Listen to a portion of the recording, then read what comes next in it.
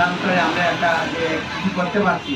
আমাদের প্রবাসীরা আসলে এখানে যদি তাদেরকে সম্পৃক্ত করা যেত, এই প্রবাসীরা কি না করছে, এখানে বাড়িঘর আছে, অনেক প্রবাসীরা এখন বাংলাদেশে আসবে, বাংলাদেশে একটা ভালো অবস্থানে আসবে।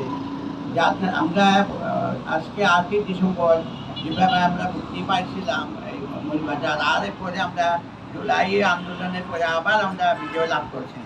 সেইটাই, এই দুইটা চেতনাকে ধরে রেখে আমরা এগিয়ে যাবো ইনশাল্লাহ।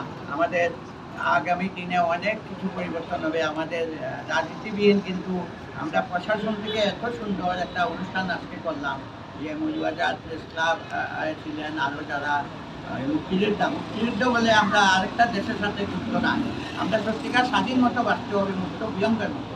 এই মুক্ত মঞ্চে আমরা অনেক কথা বলছি, মুক্ত বিহঙ্গ আমাদের দেশটা যাতে আল্লাহ গিলে আমাদের ভালোভাবে চলে, পিরাউলিয়াদের দোয়া, শাহজালাল সাহেবের দোয়ায়, এবং আমরা যাতে বাংলাদেশটারে সত্যিকার বিশ্ব নজরে পড়েছে, আমরা যে এই গরিব শিশুরে আমরা যদি সত্যিকার আরও কিছু দিতে পারতাম, ভালো লাগতো।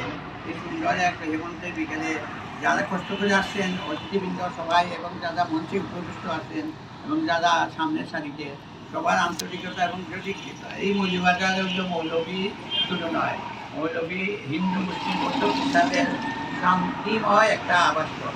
এখানে সাম্প্রদায়িক সম্প্রীতি বজায় আছে ইনশাল্লাহ। অলিয়াউলের দুরা মোস্তফা সাহেব, শাহজালাল সাহেবের দোয়ায় আমরা মৌলবাজারকে আরও এগিয়ে নিয়ে যাবো ইনশাল্লাহ।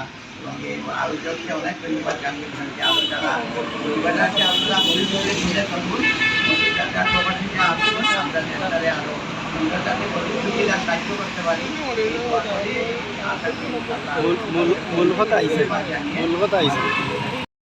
বিসমিল্লাহির রহমানির রহিম। আসসালামু আলাইকুম। প্রবাসীরা শুনুন, আমি যে গতকাল মৌলবাজারে জেলা প্রশাসকের সম্মেলন কক্ষে একটা অনুষ্ঠান করলো, মুক্তিযোদ্ধাদের একটা সমাবেশে, মুক্তিযুদ্ধের স্মৃতিচারণে যে কথাগুলো হলো, আমিও কিছু কথা বললাম লেখক হিসাবে। যে মুক্তিযুদ্ধ করে যে 71 সালের 16ই ডিসেম্বর আগে 8ই ডিসেম্বর মৌলবাজার মুক্ত হয়েছিল। এখন মৌলবাজার মুক্ত হওয়ার সব মুক্তিযুদ্ধের আকাশচুন্ডি গাছ থেকে মুক্তিযুদ্ধের এই মুক্তিযুদ্ধদের বেশি মুক্তিযোদ্ধাদের দাম নাই কি। মুক্তিযোদ্ধাদের কথা বললে তো আওয়ামী লীগ এখানে নিজস্ব পুঁজি বানিয়ে ভারতের বলয়ে নিয়ে গত 15 বছর মুক্তিযুদ্ধরা হায়ার করে, মুক্তিযুদ্ধরে হ্যাক করে, মুক্তিযুদ্ধরে তাদের নিজস্ব, অথচ তারা কিন্তু যুদ্ধ করে নাই 71 সালে পায়পুর্তি করতে। কারণ মুক্তিযোদ্ধাদের স্মৃতি সাধন করতে গিয়ে যারা বলছিল অনেক কথা, এখানে মধ্যে এমএজি যে ওখানে মৌলবাজারের যে দায়িত্বে আছে, সে এমএজি উসমানীর নাম বলে নেয়, মেজর রবের কথা বলে নেয়। পরে আমি বললাম যে মেজর আমাদের সর্বাধিনায়ক জেনারেল এমএজি উসমানী, আমাদের সিলেটের বাংলাদেশের মুক্তিযুদ্ধের সর্বাধিনায়ক, তাকে পর্যন্ত 16ই ডিসেম্বর সারেন্ডার অনুষ্ঠানে পাকিস্তানি সেনাবাহিনীর সাথে, যে ভারতীয় সেনাবাহিনীর কাছে যাত্রা সময়, সেখানে আমাদের সর্বাধিনায়ক এখানে কোনো নামগণ নয়, তাকে ডাকাই হয়নি, তাহলে কিসে মুক্তিযুদ্ধের সর্বাধিনায়ক, তার কোনো দাম নাই। এই আবার তোমরা এখন মুক্তিযুদ্ধ করো, এখন ভারত আমাদের সাথে এই মুক্তিযুদ্ধ নিয়ে 15 বছর কিচ্ছা কাহিনী করিয়ে ভুয়া মুক্তিযোদ্ধা বানিয়ে, ভুয়া মুক্তিযোদ্ধা নিয়ে অনেক কথা হয়েছে।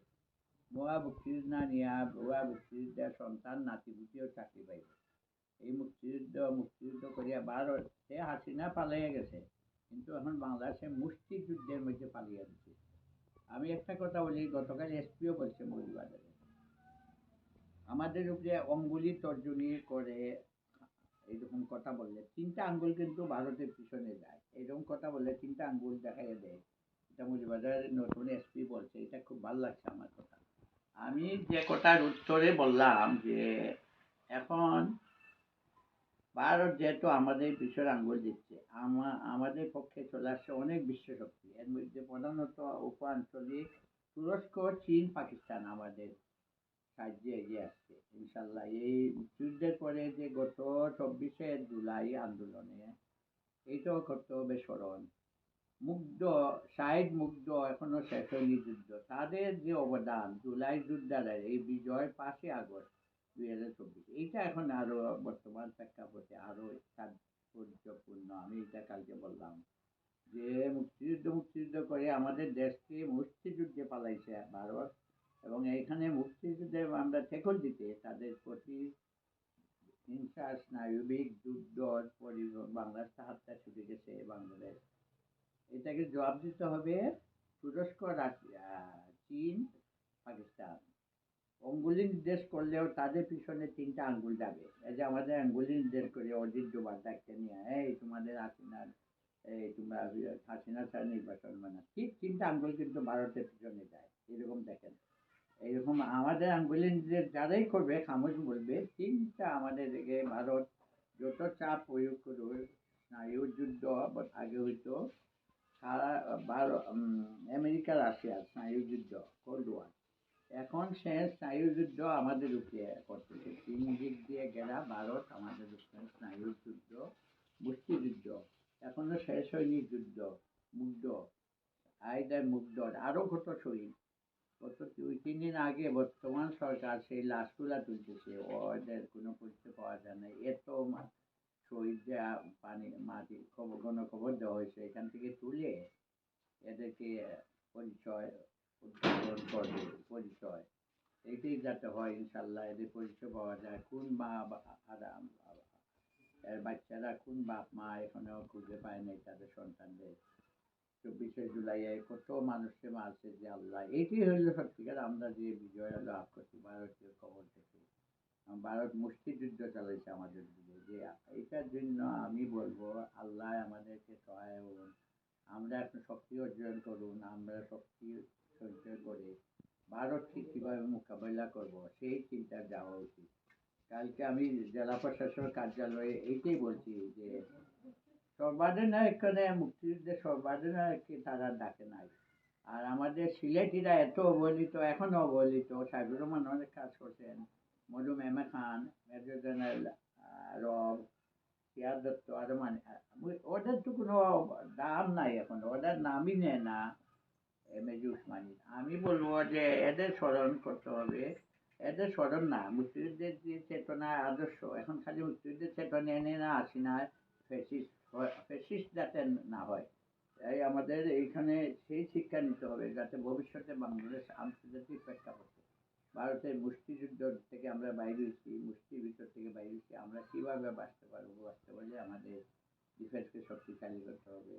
আরও আমি এইটাই বলছি গতকাল জেলা প্রশাসক সম্মেলনে কক্ষে, যে আমরা বাংলাদেশটারে বাঁচাইতে গেলে আমরা চীন বা তুরস্ক, পাকিস্তান, এই তিনটা শক্তি আমাদের এখন সব দেখতেছে আন্তর্জাতিক পর্যায়ে, আঞ্চলিক। ইনশাল্লাহ আমাদের গতকাল ওই 8ই ডিসেম্বর গেল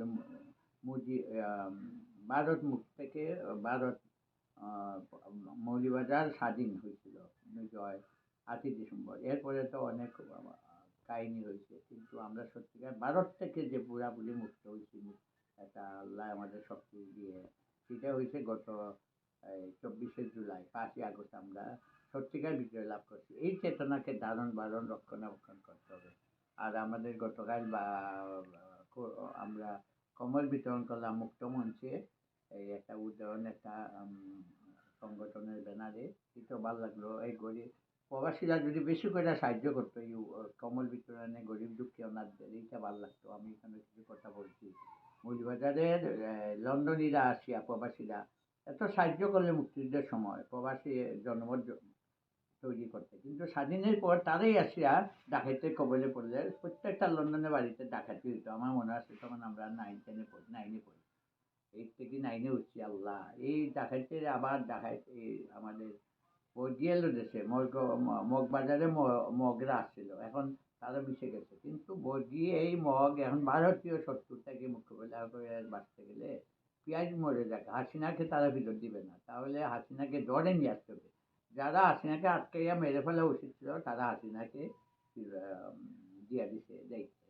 হায় যে আল্লাহ, এই তাদের পিছনে এখন সেনাবাহিনীর, আমাদের বাস সেনাবাহিনীর, দীর্ঘশ্বাস সেনাবাহিনীর, এখন সেনাবাহিনীর ইমেজ ডেভেলপ করার কথা, সেখানে তারা হাসিনাকে দিয়ে দিল তাদের গুরুর হাতে। কত নাচ নাচে, কত শোনা পাওয়া যায়। আল্লাহ যে আমাদের যত সম্ভব ভারত থেকে বাঁচবো ততটা আমাদের রক্ষা চেষ্টা বাঁচবে ইনশাল্লাহ। আমিন আমিন। আমাদের আবার নতুন চেতনায় বাঁচতে হবে, গণভোট নিতে হবে। মানুষ কি চায়? মানুষ শান্তি চায়। অত্যাধিক রাজনৈতিক প্রভাব ছাড়া জেলা প্রশাসক নাই এখন, যে আগের জেলা বর্তমানে আছে পাবেল সাহেব,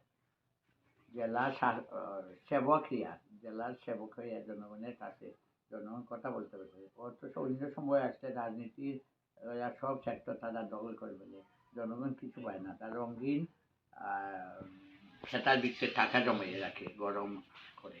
এটা থেকে সাধারণ জনগণ যাদের কৃষকরা বাঁচে, শ্রমিকরা বাঁচে, জেলে বাঁচে। এটি হলো আমাদের আপামর জনতার মুক্তি।